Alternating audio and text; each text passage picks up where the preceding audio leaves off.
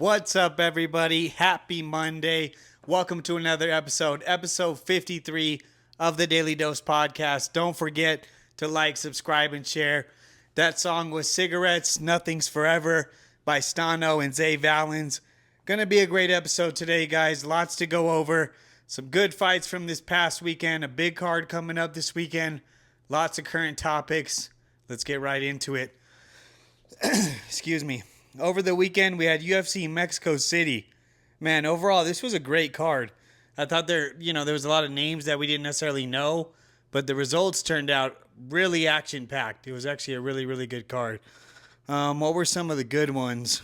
I mean, you had start off with a TKO, submission, decision, TKO, decision, TKO, and even the two decisions. I remember those ones were very, very entertaining. Bobby Green, he had a big TKO over Daniel Cejudo, just caught him clean, got him out of there. That was a big win I definitely didn't see coming. I thought Cejudo was going to get him out of there. And then, of course, in the co-main event, David Martinez gets the decision over Cheeto. I mean, not really a performance that blew your hair back, right? One thing that Cheeto didn't do, a lot of fighters don't, and I don't get it, is cut the ring off, right? This guy was a heavy, like, kickboxing, Muay Thai style, bounces a lot. He was just going in circles. When someone is circling out, you got to throw to that side. You got to try and pin him against the corner. You got to do something that gets them to not want to just keep, if you just keep following them, they're going to keep doing that all fight, as that guy did to Cheeto.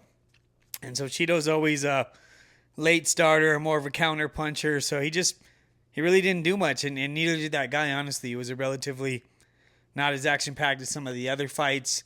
Towards the end, Cheeto was trying to get him out of there at the end of the third. He was having success, but yeah, he didn't cut the ring off, and I mean, it happens to everybody. He's been in the game a long time. He's had his shot at the titles. He just looked like he was kind of old and, been through some wars, kind of similar to Gaethje, but obviously Gaethje won his last fight because Patty sucks, but yeah, just looked like Cheeto was kind of father of times getting him. He didn't cut the ring off. And, David Martinez didn't really do much either.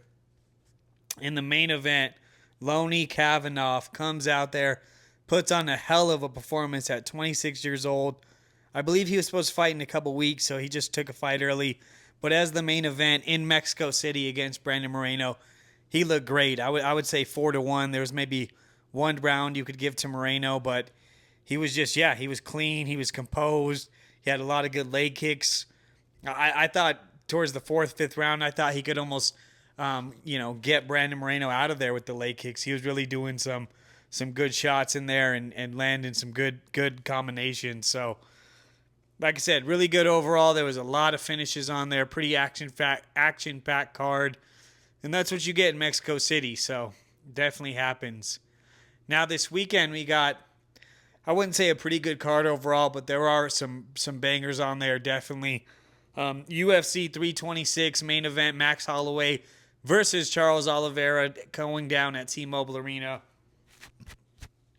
This is going to be a really good fight card in the sense of on the main card, we got Gregory Rodriguez versus Bruno Ferreira.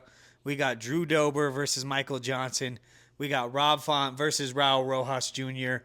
We got Caio Barao versus Rainer De Ritter. Max Holloway, Charles Oliveira. The headline of the prelims goes to Cody Garbrandt versus Zhao Long. We got Ricky Trusis versus Alberto Montes. Ricky won on the Ultimate Fighter. Did he? Yeah, I'm pretty sure he won it all. So, yeah, I mean, let's start there with Cody Garbrandt. He has to get a win. I mean, I don't really know much about this guy he's fighting. I would assume he's an up-and-comer. If Cody Garbrandt doesn't get the win, he'll get out of. He's going to be out of there. It's pretty crazy. When he beat Dominic Cruz, I thought he was going to be the king of the 135-pound division, and he's just never looked the same since then. He's just sloppy. He gets in these exchanges. He always ends up getting caught. So, pretty crazy. Now we get to the main card. I'm taking Gregory Rodriguez over Bruno Ferreira. I'm taking Drew Dober over Michael Johnson. Man, this one is tough. I think Rob's kind of on the way out of there. Could be too much too soon, but I'm going with Raul Rojas Jr. by second round submission. In the co-main, that is such a close fight. I'm going with Kyle, but it could really go either way. And then the main event, I'm going with Max Holloway over Charles Oliveira. I think a multitude of things. I think Max is just a little crispier, a little faster, and obviously he's a little younger, a little fresher than Charles Oliveira. We've seen Charles go from a quitter, all these tough fights, to being a fan favorite. I mean, overall, I love both guys. I think it's going to be a great fight, but I just think ultimately Max is going to be a little quicker, land the better shots, little crispier, but we'll see how it goes. It's going to be a good fight card down there at T-Mobile Arena, and we'll see what happens. Something else that happened over the weekend, we had the RAF card. Man, this real American freestyling, these guys are putting on some good cards. I think it's really because we get to see a lot of guys that we want to see compete versus each other, and we know there's no one's going to get knocked out cold or anything like that. So you had Aljo getting a good win over Benson Henderson. You had Henry Cejudo beat Uriah Faber in the main event. In the co-main event, Arman Sarukian beats that, Gregorio guy who does the, $1,000 to take me down. Ends up beating him, of course, just like I said. Something happens as soon as the fight ends. Arman hits him and a brawl breaks out. It got a little crazy there. I'm not sure exactly what happened. I'll be curious to see how they talk about it, but Arman got the win there. And there was just some cool fights on there overall. Who do we have on there besides Uriah? Yep, Arman. Bubba Jenkins, he lost, but it was cool to see him on there. Bryce Meredith lost, but he was on there. Just pretty cool to see. I know they're going to continue to do kind of these matchups of guys maybe we didn't get to see compete. And again, there's no, oh no, they're going to get knocked out, whatever it may be. So really cool to see. Henry did his thing. He beat Uriah Faber. Not super surprising, but yeah, cool event. Shout out to the real American freestyling. Now, something I saw, GFL posted their council, whatever.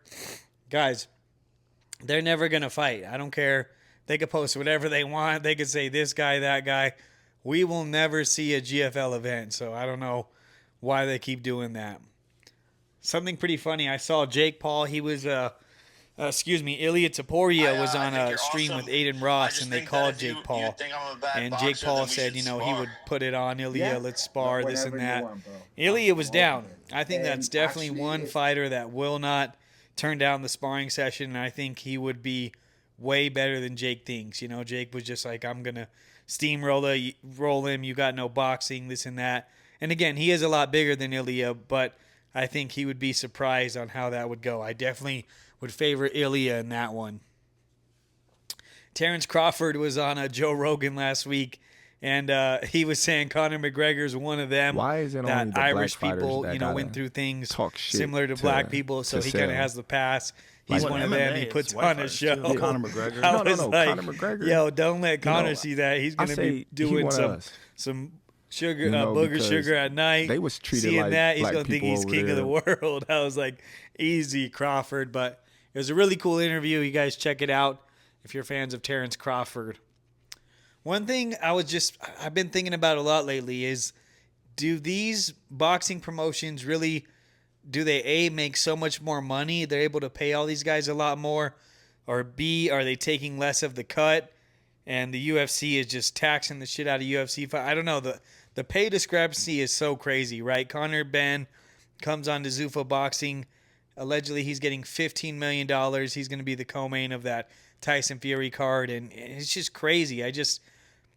I'm just curious, genuinely, are these boxing events for ticket sales and revenue and just everything in general, are they making way, way more money to where they could pay these guys way more?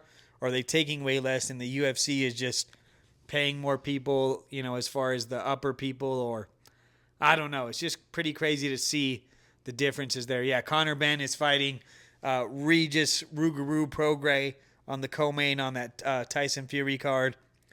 For $15 million, I mean, that's a pretty easy fight in the sense Regis isn't like a super technical, crazy fighter, right? He just packs a bunch. Kind of similar to Conor Benn. So this is really where we'll see if Conor Benn has a chance to, get himself up to that next level and fight some of these bigger fights. If he loses to Regis Prograis, man, that would be a tough one for his career. So we'll see what happens.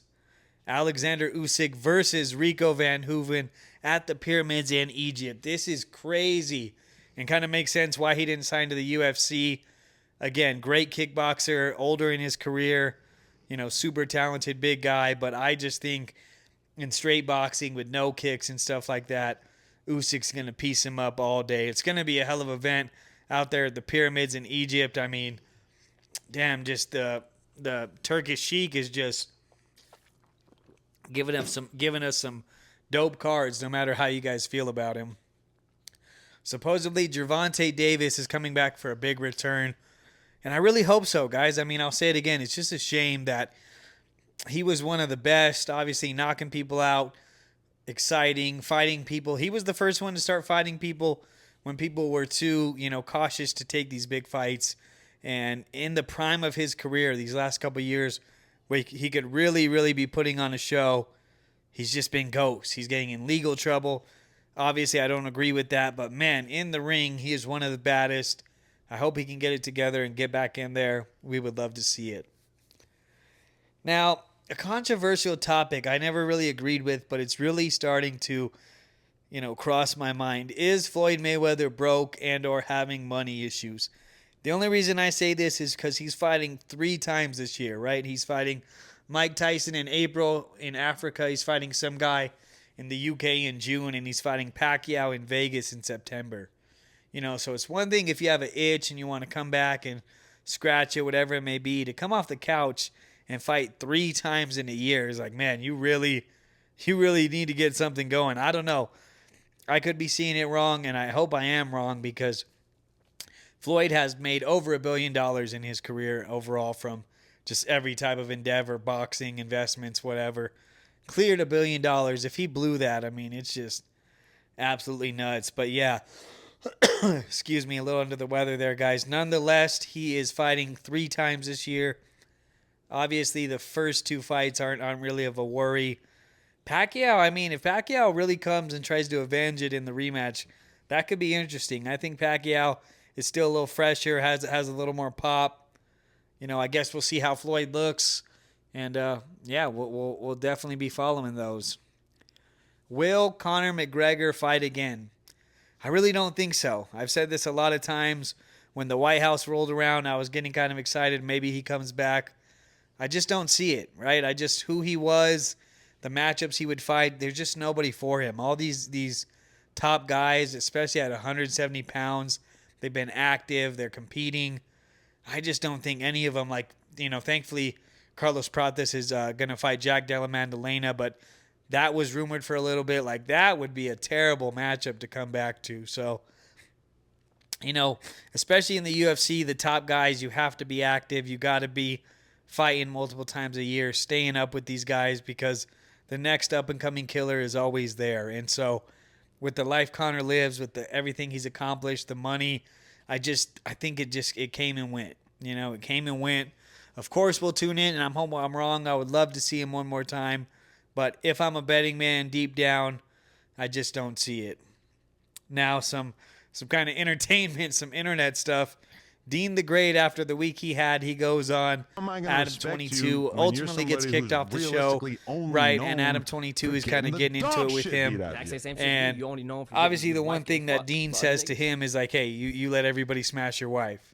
So yeah, for me, I would much rather get knocked out and get slap knocked out like Deen The Great did, versus everybody having videos and making money pounding my wife. So, and I know Adam got mad and was like, I'll beat your ass. No, you won't, dog. You didn't even swing, buddy. So at least Dean's gotten some fights where he's actually swung back. When you lost to Dacian Love, you just got your ass whooped. But yeah, that was just a whole circus of an event. He was trying to, oh yeah, you're getting smacked around. Like, yeah, maybe Dean is getting smacked around, but everybody's pounding your wife, buddy. So pick and choose there, man. I guess, that's just how it goes. It was funny, too, because last week, after all those slaps and stuff, I saw Deen The Great had a couple boxing matches in the streets with some random people. I think he stopped because they were not going how he expected. Some of those guys were catching him. And, it looked like if he continued, he might have another viral video going. Something I love to see, 2026, it made me feel like we got some hope for society again. I think it was the gray Jordan 5s came out in Wisconsin and a couple other places. Big old release, crowds rushing, fighting, trying to get their Jordans. That had died off for a little bit, so I'm glad to see that we're not that soft. We can still throw down for some Jordans, baby. Chet Hanks. He posts on his Instagram that he went to I think one of his friend's weddings out in Puerto Rico. He brought the wrong passport, and after the wedding, he went to Colombia to hang out with one of his other friends. And being that he did not bring his U.S. passport, he is kind of stuck out there. He can't make it back into America. I mean, I don't know why he's worried. I'm sure him or his dad know some people that can get that taken care of, but it was just pretty funny that he posted like it was a big concern or something. Like, buddy, I'm sure they'll work it out for you. Something pretty sad. Kodak Black, he's performing absolutely just messed up on, we all know he has battles with pills and stuff like that. The security guards have to hold him up just for him to perform. Guys, that is just not a good look. It's really sad to see, and you got to hope at some point, he gets some rehab or switches it up, tries to get it together, man. That's just not a good look. Jim Carrey. Now, I never get into conspiracies and stuff like this. Let me know what you guys think. Has Jim Carrey been cloned? Now look at these recent images and videos of him. He just looks like a whole different person. His demeanor, his voice, the way it sounds, everything is just completely off. This just, to me, does not look like the Jim Carrey we knew. I don't know. I could be playing into it too much, but definitely weird. Now, something absolutely insane. Detroit Lions cornerback Terrion Arnold accused of kidnapping and robbing suspects who stole $100K worth of items from his rental home last month. That boy did not leave the streets one bit. I mean, $100K, buddy, to possibly go to prison for that. I think hopefully you probably made a little more money than that. So who knows? Now, El Mencho, who turned this guy in, guys? Supposedly it was a streamer. Supposedly he got caught because he was with a female, and that's how they tracked him down. I don't know. There's a couple different things, but I would say for anybody that they think possibly you might be the reason, you probably want to hide. I don't think you're going to be able to talk to the cartel and be like, hey, no, they were wrong, because I've seen a couple different things, and like I said, pretty much anybody who's mentioned that way is probably now in danger. Will Ryan Wedding cooperate with police? Was he already an informant working with the police? Who knows? His story is so crazy. The more, that time goes on, stuff keeps coming up. Absolutely nuts. He has a really crazy story. I'll be curious to see, if his friend Ryan Clark cooperates. If I'm a betting man, I'd say he will. I don't think he's going to take it on the chin and take the charges at hand, because he is facing a lot of time. Both of them are. So, like I said, I'm really curious to see what kind of happens. Haven't heard anything for a while. As soon as we hear something, I'll definitely keep everybody updated. Holy smokes. Look at this, guys. This Ukrainian mob's boss son is kidnapped, tortured, being held for ransom. He supposedly stole like $10 million. He posted a video saying he's already missing some fingers. I mean, guys, you got to know who you're messing with. You know what I mean? You still $10 million from anybody, you should assume that's going to happen to you. That's absolutely nuts. Now, crime of the week, guys. We had a huge multi-billion-dollar Chinese marijuana grow operation busted out there in Oklahoma. Over 41,000 plants seized, tons of money and just product. Huge bust. I saw another episode, not an episode, but a thing on it, and man, it was just crazy how much plants they were growing and how much stuff they were selling. So many different things. I've seen people getting busted, taking plants from pounds from Oklahoma to other places, and now it makes sense. Absolutely crazy. Look at this, guys. The University of Nebraska captures 2 cars falling into a sinkhole, bro. Talk about a nightmare. Look at this. I mean, just imagine you're sitting at the streetlight. Next thing you know, you fall through. Like, that is nuts. I hope everybody was safe. I don't think there was any major injuries. Real quick, guys, if you liked the episode, if you've been keeping up with it and you're this far into it, please don't forget to like, subscribe, and share. Show it to a friend. It really helps grow the channel. Appreciate everybody that always tunes in. Really good episode for the week, guys. Lots of good boxing and UFC coming up, so we'll definitely be tapped in with everything. As always, before we get out of here, we're going to get to the message of the week. You don't lack access to abundance. You lack awareness of the access you have to abundance. There's so much opportunities and abundance and ways to get to that next level all around you. But if you have a clouded mind, if you view everything a certain way, you're going to miss out on an opportunity to get you there, guys. So open your eyes, be open to try things, be open to people's ideas. You never know when you're going to talk to the next person that's going to be a somebody.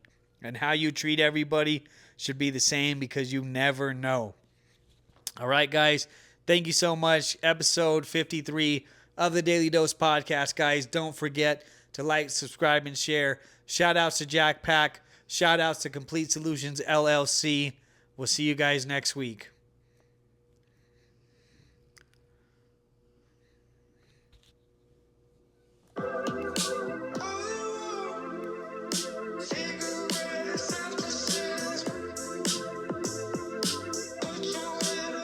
And we're out.